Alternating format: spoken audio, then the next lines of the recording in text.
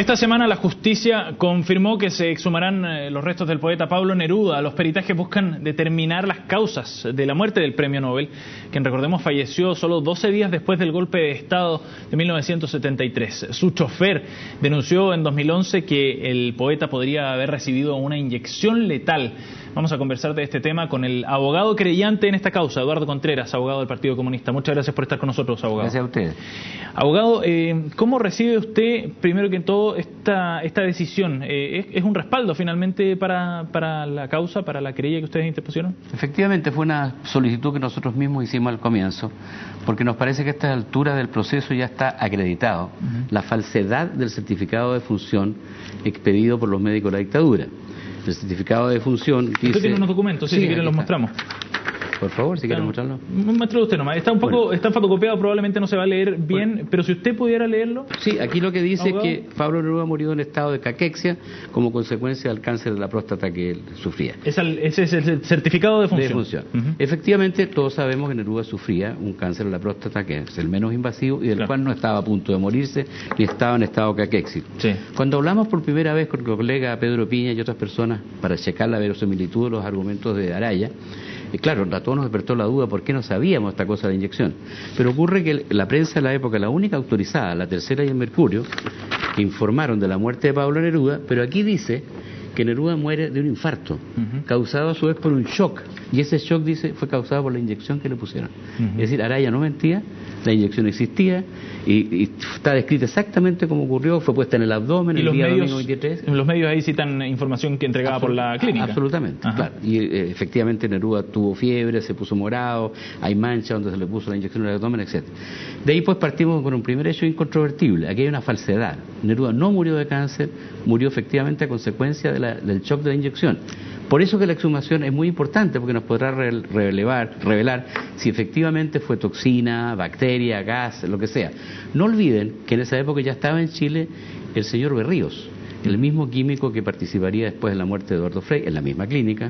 Estaba también Michael Taule, que es experto en el gasarín y otras sustancias nocivas. Es decir, la posibilidad de que se le hubiera inoculado algo que le hubiera producido la muerte es absolutamente real. Ahora, el juez Mario Carroza llegó a este convencimiento de que efectivamente está falseado el certificado de función o por lo menos que hay una duda efectiva de que haya fallecido por lo que dice ese certificado. No habría ordenado la exhumación nunca si no hubiera tenido una duda legítima, aunque no esté expresada, consignada por escrito, de que efectivamente esa no fue la causa de la muerte.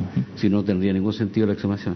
Ahora, se ha procedido con bastante responsabilidad. El Tribunal y el Servicio Médico Legal chileno han conformado una comisión de expertos nacionales y extranjeros de primer nivel.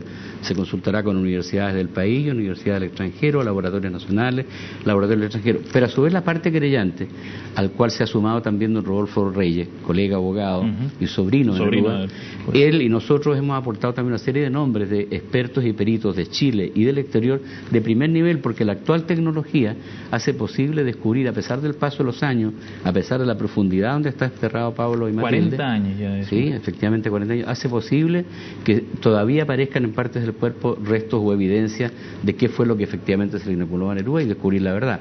Pero hay elementos absolutamente extraños. ¿Cuáles? Por ejemplo, el decir que Neruda fue trasladado a la clínica Santa María porque se estaba muriendo, falso. Lo aseguraron médicos del propio Van Buren, que lo habían examinado antes. Neruda no estaban en estado de morirse, ni mucho menos. Estaba en estado terminal, por su cáncer. Absoluto. Hay fotos de julio de ese año, en su cumpleaños, donde está junto a Salvador Allende, se le ve gordo, rozagante, alegre. Conversó el día anterior a su muerte con el embajador de Suecia, Harald Edelstam. Conversó con el embajador de México en Chile, Gonzalo Martínez Corbalá, que ha declarado en el proceso.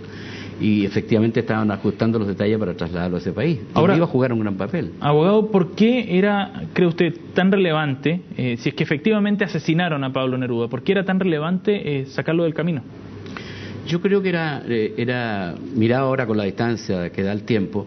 Si tú piensas bien, los grandes símbolos personales del proceso de la Unidad Popular fueron sin duda Salvador Allende, ya estaba muerto, Víctor Jara, ya estaba asesinado, y Neruda.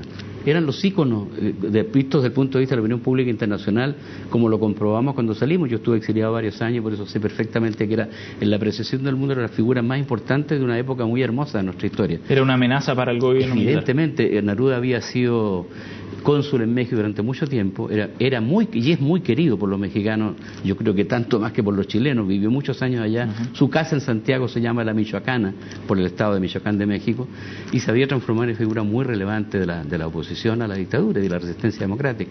Pero fue además muy rápido, o sea, del 11 de septiembre a la fecha que fallece se pasan solo 2 días. Si es que efectivamente, reitero, asesinaron a Pablo Neruda, se actuó con mucha diligencia en eso. Con mucha rapidez, porque él efectivamente habría sido asesinado el día 23 de septiembre, y no lo deja resultar curioso que, siendo la clínica Santa María una clínica importante, nunca haya aparecido la ficha clínica. Nosotros solicitamos con la querella que se trajera la ficha clínica, dice que no está, ¿Y qué dice la clínica? se perdió, no está.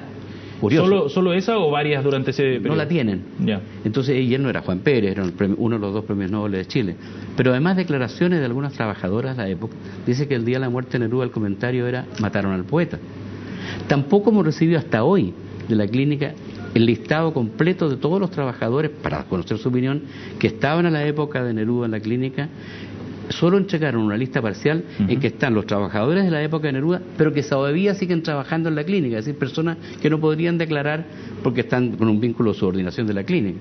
Todos estos detalles, la propia circunstancia de que en la boleta de los servicios de la clínica no figure el costo de una inyección, nos hace pensar que es todo muy, muy extraño. Hay un médico, el doctor Draper, que ha dicho que él ordenó colocar la inyección. El doctor Draper había ingresado a la clínica el día 20 de septiembre. Neruda llegó el 19. El doctor dice también que él se enteró al día siguiente de su muerte. Todo es muy curioso. Ahora, con toda esta investigación, con estos antecedentes que usted logra recabar también de la clínica Santa María, ¿qué rol puede haber tenido la clínica Santa María en el periodo del gobierno militar, considerando además que Eduardo Frei Montalva luego fallece precisamente ahí? Bueno, yo creo que eso es un asunto que tendrá que determinar el tribunal, que yo creo que es prematuro dar juicios de valor a estas alturas, pero hay hechos concretos. Como bien recuerda usted, es la clínica en que se le da muerte al expresidente Eduardo Frei, y con un método muy similar, sí. La inoculación de bacterias o toxinas, envenenamiento, berrío, etcétera. No hay por qué no pensar que también pudiera haber ocurrido. Es decir, hay elementos de sobra como para pensar que pudo haberse causado la muerte, y además es muy curioso porque todo el mundo, chilenos y extranjeros, aceptamos durante 40 años que había muerto de cáncer porque efectivamente padecía de un cáncer, la pena que le habría producido el golpe, etcétera. Sí.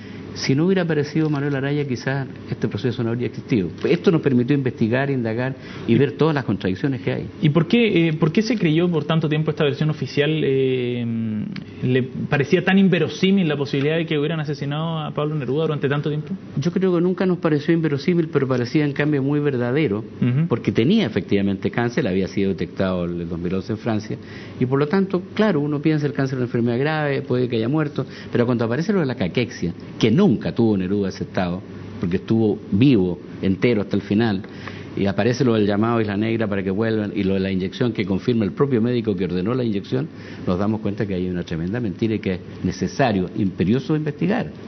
Yo creo que se está cumpliendo con un deber ineludible de los chilenos, y llama la atención que al comienzo de la Fundación Neruda haya tenido una actitud de rechazo.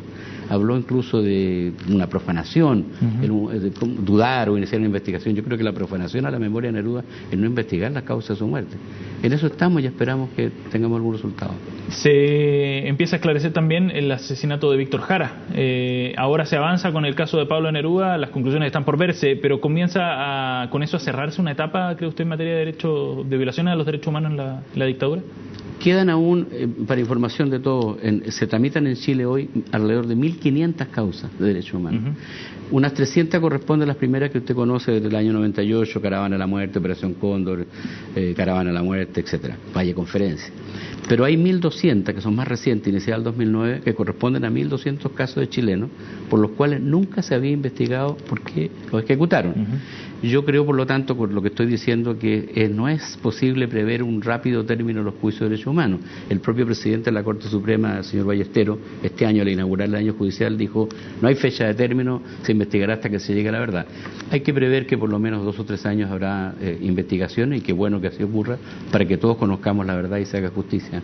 Brevemente, estamos terminando ya, abogado. ¿Cuánto tiempo esperaremos hasta tener algún tipo de información respecto a la exhumación del cuerpo de Pablo Neruda? No puede estimarse que menos de 2 o 3 meses, a la luz de la experiencia que lo que fue el caso Salvador Allende y otros, porque las muestras que se obtengan de la exhumación deberán ser enviadas también al exterior. Habrá muestra, contramuestra, chequeo. Creo que estamos hacia mediados de año, debiéramos pensar ya tener un resultado final. Abogado Eduardo Contreras, muchas gracias por estar junto a nosotros aquí en CNN Chile para obtener más detalles de este caso que yo creo que interesa a todos los chilenos. Gracias a ustedes. A ustedes los invito a que hagamos una pausa, un alto en esta revisión informativa. Volvemos de inmediato.